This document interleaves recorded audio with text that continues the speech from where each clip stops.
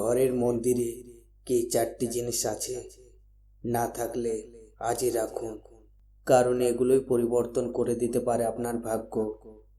বন্ধুরা, আমাদের ঘরের মন্দির শুধু পূজার জায়গা নয়, এটাই আমাদের শক্তি, শান্তি আর সৌভাগ্যের কেন্দ্র।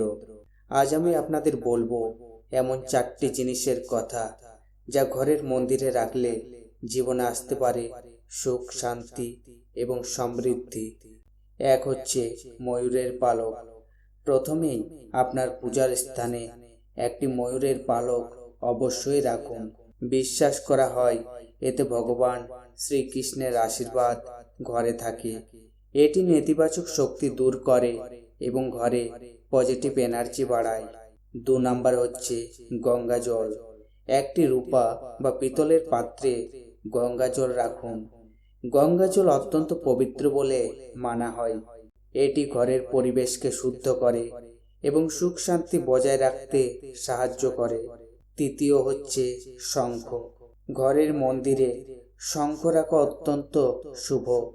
প্রতিদিন শঙ্খ বাজালে ঘরের নেতিবাচক শক্তি দূর হয় এবং পজিটিভ ভাইব তৈরি হয়।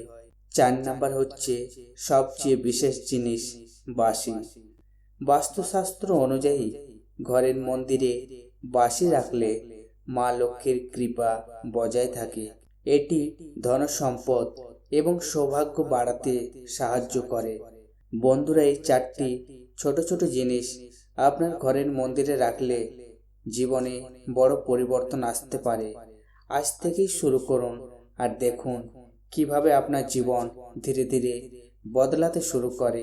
ভিডিওটি ভালো লাগলে লাইক, শেয়ার এবং সাবস্ক্রাইব করতে ভুলবেন না। আর কমেন্টে ভক্তি ভরে লিখুন, জয় শ্রীকৃষ্ণ।